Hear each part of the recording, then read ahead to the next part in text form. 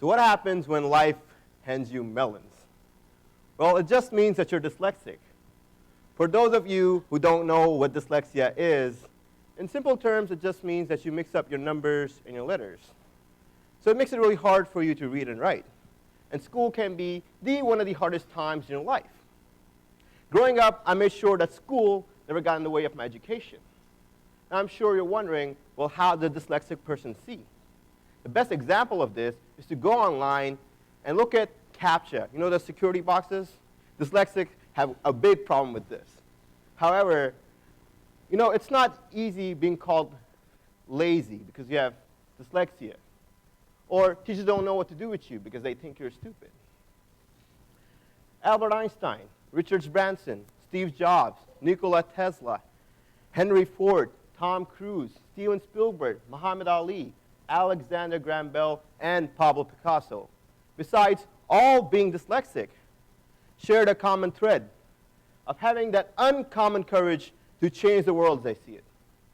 Do you know that 40% of self-made millionaires are dyslexic? Many dyslexics go on to become successful entrepreneurs. But you don't have to have dyslexia to become a success story. Hence, the rest of the 60% self-made millionaires. Growing up, I was extremely hyperactive. Most of my childhood was spent in China.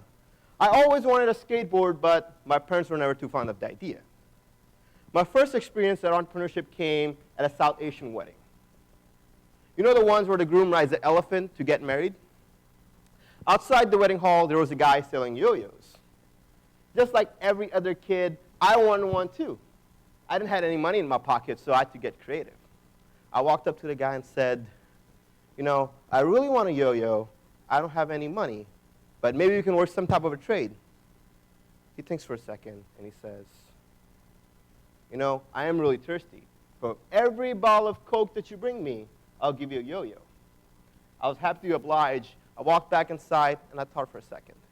You know, it costs $2 for a bottle of Coke and $1 for a yo-yo. It didn't seem like a very fair trade to me. So what I did was I found all the half-empty bottles of Coke laying around. I poured them all together, made 30 Coke bottles, traded in for 30 yo-yos, and after the wedding, I sold each one for $5. That day, I made $150 in my pocket. It felt really good to become an entrepreneur. But all that changed when I first came to college. My first 3 days were practically spent living out of my car. But when I finally did find a place to stay, I found out that my car got towed and my computer got stolen. Well, great. But that day, I did learn something. I learned that finding a parking in the school was challenging, and getting to class on time wasn't fun either. Sure, people had their bikes, they had their longboards, but they weren't practical. So we thought there must be a better way. We got the best industrial designers and graphic designers on our team. We made a board that was light, portable, easy to carry around. Now, these weren't designed to save the planet, nor to take your entire extended family to the seaside. No. These were designed to make you laugh, make you smile, lightweight, big wheels, made to be affordable. What started as an idea now became a business. This was a new stage in our company.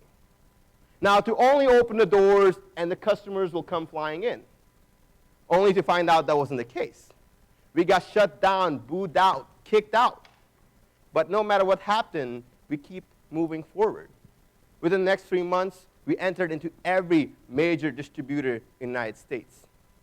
By the 4th month, we became an international company when we first entered our major distribution contract with Canada. We went on winning the South by Southwest Startup Challenge. A Startup Challenge. You get into many awards, you got into TV, but the thing is, there's a Japanese term called Kaizen. It's happening here. There's a Japanese term called Kaizen that means continuous improvement, that no matter what happens, you must keep pushing forward. Do you know that a Japanese samurai only wears armor in the front and not in the back? It's because when in battle, there is no retreat. Because when you have passion for something you do, you'll do whatever it takes to execute. Now, I'm sure you're wondering, well, what does this dyslexic entrepreneur create? Well, let me show you.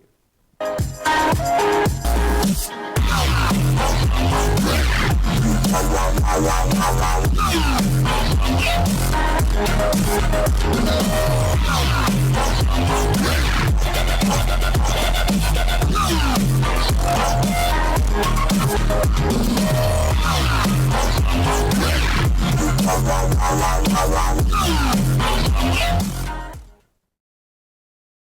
what made school really difficult for me, dyslexia now became a gift. Using these ideas, we're able to create a product that changed the nighttime riding experience for skateboarders as well as longboarders. Now imagine using these wheels to interact with a city like Houston. So next time you think a dyslexic's lazy and he can't do anything, I'd like to invite you to indulge us so we can revolutionize the world. Thank you.